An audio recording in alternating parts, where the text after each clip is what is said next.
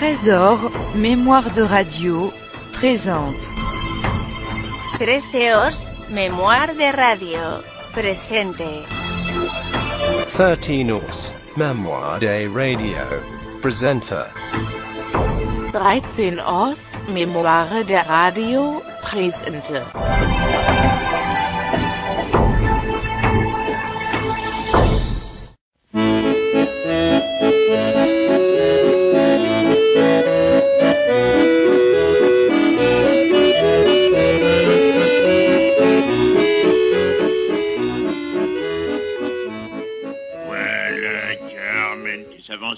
Qui s'avance d'un petit pas traînant. Elle a pas l'air content.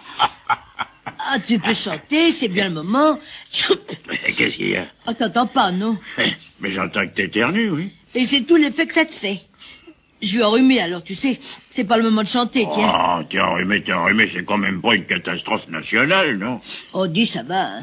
D'abord, qu'est-ce que tu chantais? C'est la belle Hélène. Qu'a fait quoi? Je chantais la belle Hélène. Qu'est-ce que c'est encore que cette Hélène-là? Tu connais pas la belle Hélène? Oh, j'en ai connu une dans le temps. Elle était pas belle alors. Oh, elle était même moche. On l'appelait Hélène le zoo. Pourquoi ça? Bah, parce que elle avait des yeux de veau, une bouche de grenouille, un cou de girafe et des pieds d'éléphant. Oh, bah c'est pour celle-là, la mienne, elle était belle. C'était la femme de Ménélas. Avant Aglaé? Il y a pas d'Aglaé là-dedans. Qu'est-ce que tu me racontes avec ton Aglaé? Eh ben, Ménélas, il est marié avec Aglaé. Parce que t'éternues, hein? Oh, tu pourras me dire à tes souhaits, tu sais, ça te ferait pas faire des heures supplémentaires. À tes souhaits, si tu veux. Mais Ménélas, c'était le mari d'Hélène. Ben, peut-être avant, mais maintenant, c'est le mari d'Aglaé. Oh, Dieu, je le sais, je le vois tous les jours, Ménélas, alors. Où que tu le vois? Eh ben, sur la bouche de chaleur du métro, au Châtelet. Qu'est-ce qu'il fait là? Oh, il repique pas les asperges, bien sûr. Il chauffe avec Aglaé, quoi. Mais dans la vie, qu'est-ce qu'il fait, ton Ménélas? Il est dans la chaussure. Il vend des lacets sur le pont Saint-Michel. Ah, ben, c'est pas le mien. Le Ménélas dont je te parle, il était roi.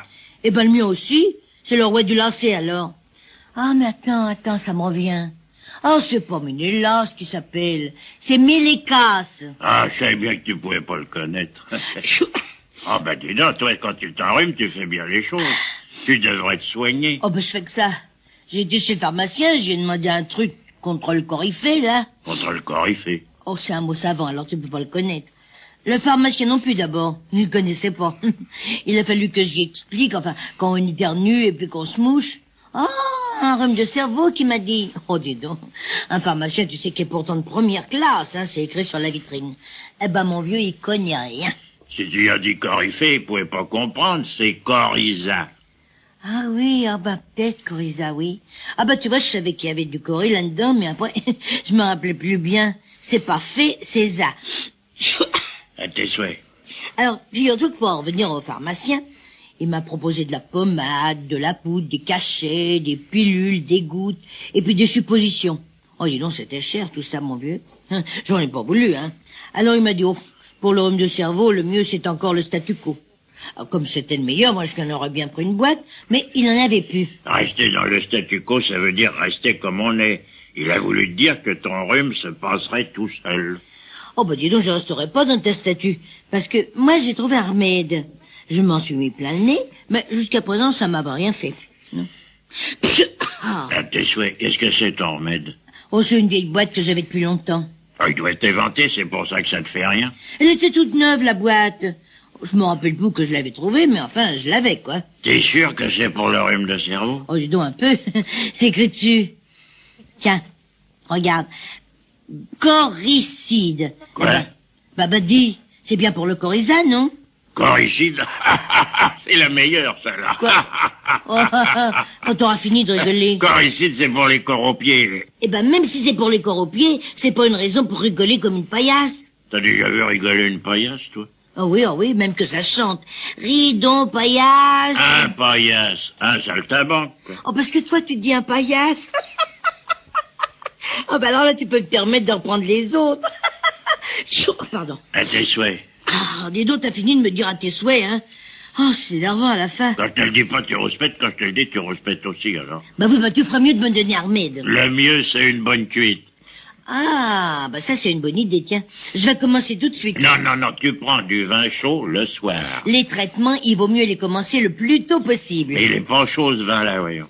T'en fais pas, il se réchauffera à l'intérieur. Tu vois, ce qui m'ennuie d'être enrhumé, c'est que je sens plus rien.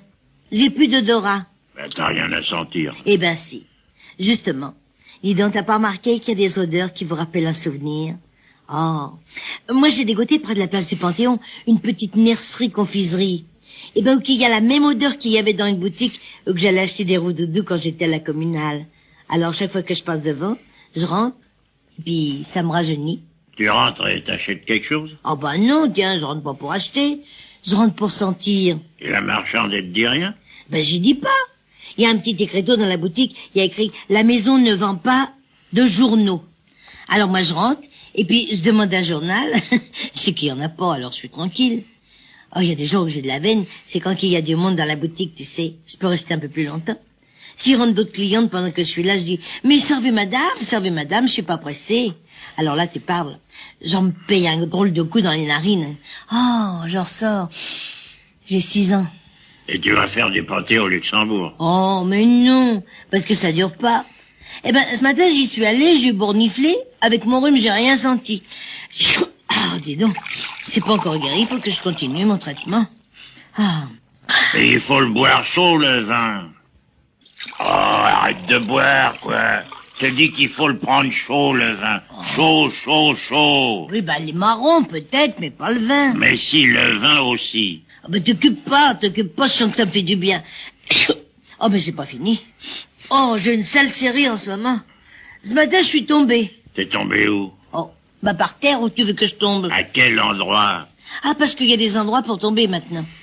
Je venais de rencontrer Sosten, pas. Il va mieux? Il m'a pas dit qu'il avait été malade. Je l'ai vu il y a 2 ou 3 jours, il m'a dit qu'il avait la fièvre. La fièvre? Oh, tu parles alors, tiens.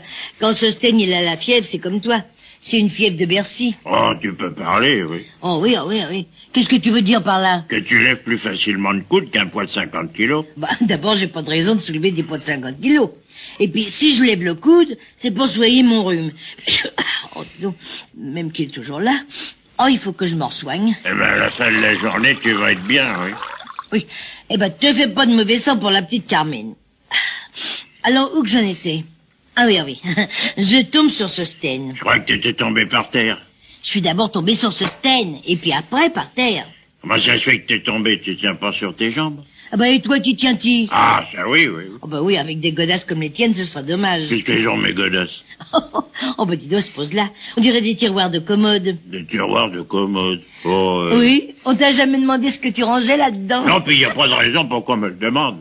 Tout à l'heure, j'ai entendu un gars qui disait à un autre en regardant tes pieds, « Oh, dis donc, vise les pompes du mec. Oh, c'est pas possible qu'il y ait qu'un pied là-dedans. » T'as entendu ça, toi?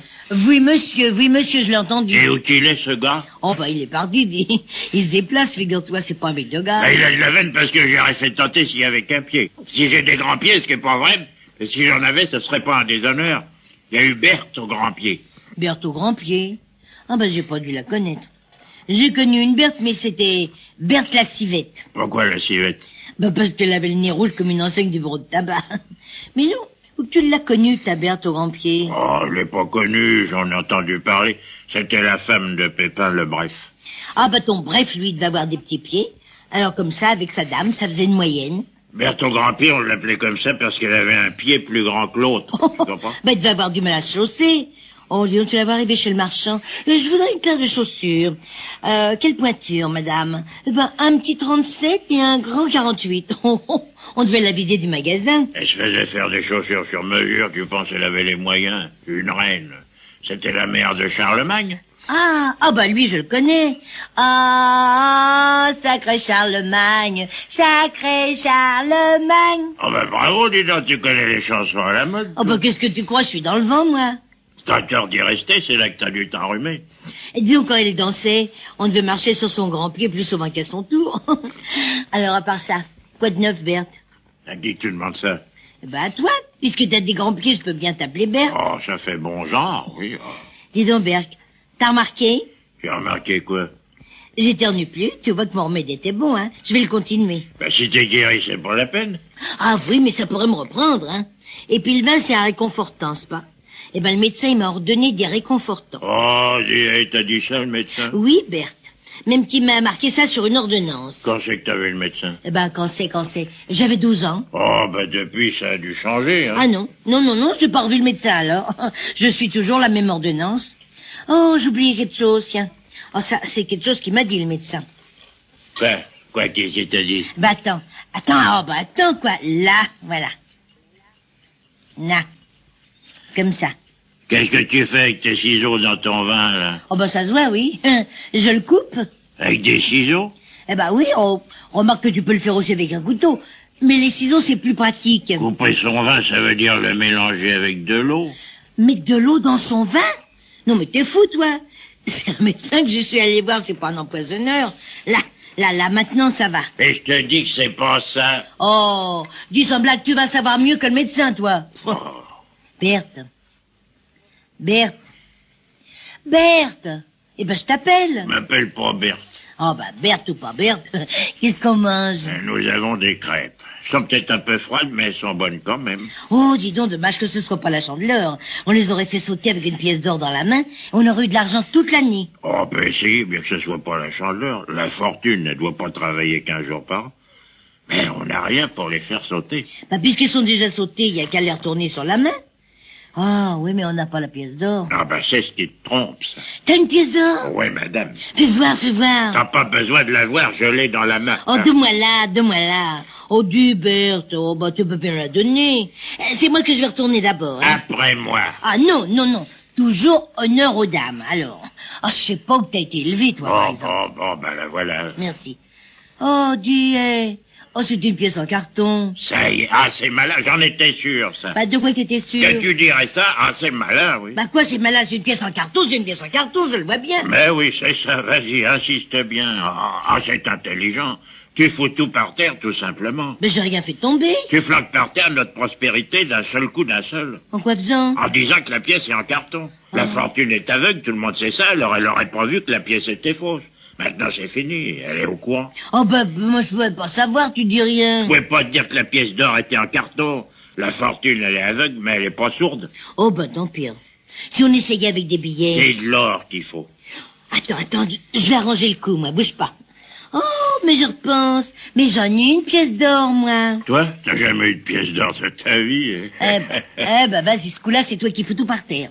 Puisque tu l'as pas, la pièce. Mais la fortune, elle aurait cru que je l'avais. Oh, enfin, ça fait rien, va. On va toujours manger les crêpes. Oh, y a que ça à faire. Allez, à moi.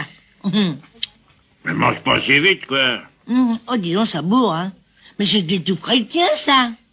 Puis t'as pas de sucre en poudre? Mais ça t'étouffera autant. Oh, moi, j'aime mieux être étouffé sucré. C'est plus doux. Voilà du sucre. Bon, merci. Mais tu gâches, elles étaient déjà sucrées, voyons. Et t'as pas peur d'en mettre, Ah, quoi. bah non. Oh, dis donc. Ah, beurre. Ah, c'est pas mangeable. Je me suis trompé, je t'ai donné le sel, là. Ah, ce que ça donne soif, les crêpes, dis donc. Oh, bah, des crêpes comme ça, et puis mon rhume. Moi, j'aurais jamais assez de Beaujolais. C'est